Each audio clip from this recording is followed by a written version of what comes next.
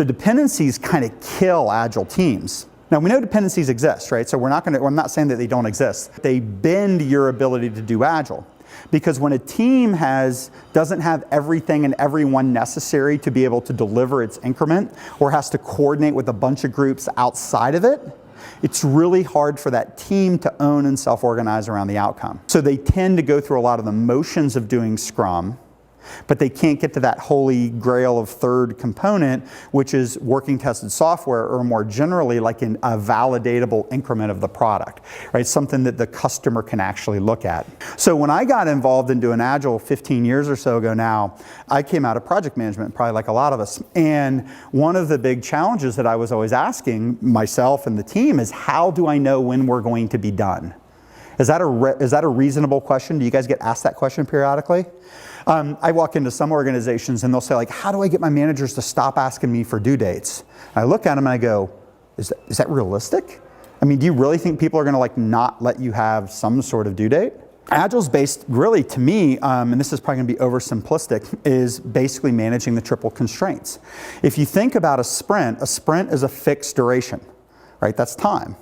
If the team is stable and stays together, that's cost. So what we're doing in Agile is we're fixing time and we're fixing cost, and we're strategically varying scope to be able to achieve objectives. And so if you want to know when something's going to be done, what you have to know is you have to know the size of the backlog, you have to know the velocity of the team, and then based upon the size of the backlog and the velocity of the team, you can begin to derive either how long it's going to take to move through the backlog, right, the number of sprints it's going to take, or if you've got a fixed number of sprints to deliver, the amount of work that you're going to be able to get done in those sprints.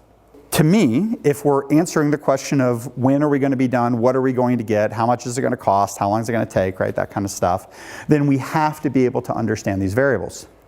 And what we find in practice is that with folks that are new to Scrum or just trying to really early introduce it, if I can't get a team that can stabilize velocity, I don't know where I'm at against the backlog. If I don't have my backlog well identified to the point that I can estimate it on any given horizon, I don't really know how much work there is to do.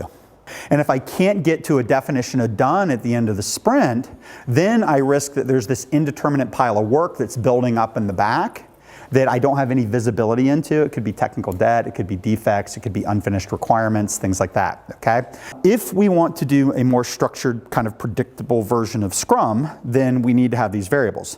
Totally possible. If dates literally don't matter and you're in a lean startup and it's really totally cool to just absolutely explore, then those rules don't apply. But for most people that are trying to adopt Agile, especially in non-IT stuff, some notional idea of when we're going to be done is really important.